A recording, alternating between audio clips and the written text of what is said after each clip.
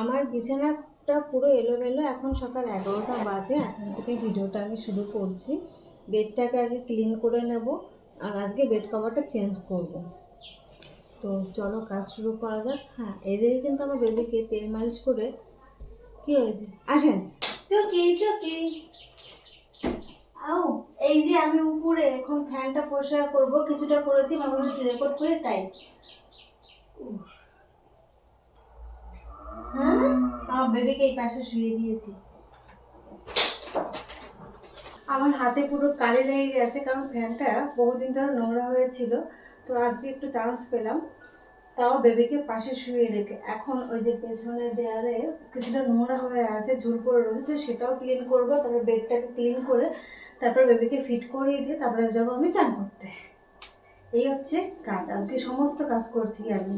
এটাই ঝুল ঝাড়ু নিয়ে চলে এসেছি। এখন এটাকে ক্লিন করবো, হালকা করে করবো, কারণ বেবি শুয়ে রয়েছে, দুটো বেলা যেতে পারে। তো চেয়ারটা আগে নামিয়ে দিই, কারণ চেয়ারের কাজ হয়ে গেছে আমার। আর এই পেপারগুলো পেতেছিলাম যাতে ফেলা ফেলে যাতে কোনো নোংরা না পড়ে, তো সেগুলো সরিয়ে ফেলি।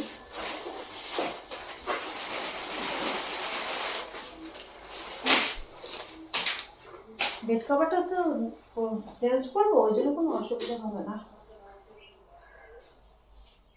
আমার আবার নতুন কোনো জিনিস ব্যবহার না করতে পারলে না ভালো লাগে না। এই যে এই বেড কভারটা আমি কিছুদিন আগে মার কাছে গেছিলাম, তো সেখান থেকে নিয়ে এসেছি মার কাছ থেকে।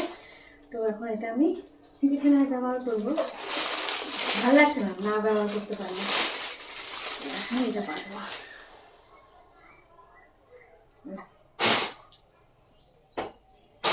পিলো কভারগুলো চেঞ্জ করবো না, জাস্ট বেড কভারটা চেঞ্জ করে ফেলতাম। এই যে বেড কভারটা পেতে দিয়েছি, আমার তো ভীষণ ভালো লেগেছে, তাই জন্য নিয়ে এসেছি। আর আমার বেবি এই যে পাশে শুয়ে রয়েছে, ওকে খাইয়ে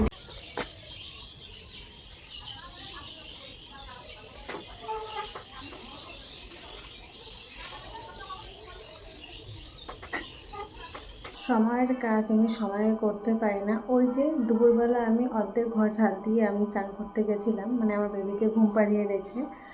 সো সেই অর্ধেক ঘরটা এখন সন্ধ্যা 7:30 বাজে, এখন আমি এই যে পরিষ্কার করছি। ভাবলাম একটু রেকর্ড করে রাখি, তোমাদেরকে জানানো হয়ে যাবে। তবে এখনও আমার কাজ শেষ হয়নি। এই জামা কাপড়গুলো ভাঁজ করব, তারপরে আমার সমস্ত কাজ কমপ্লিট হবে। ও না, সমস্ত কাজ কমপ্লিট হবে যখন আমি ড্রেসিং টেবিলটা পরিষ্কার করবো। এই যে আয়নাটা পুরো ধুলো জমে গেছে, এটাকে ক্লিন করব। তবে এই ভিডিওতে তোমাদের সঙ্গে আর শেয়ার করবো না। এই ভিডিওটা এই অবধি, দেখা হচ্ছে নেক্সট নতুন কোনো ভিডিওতে। টাটা।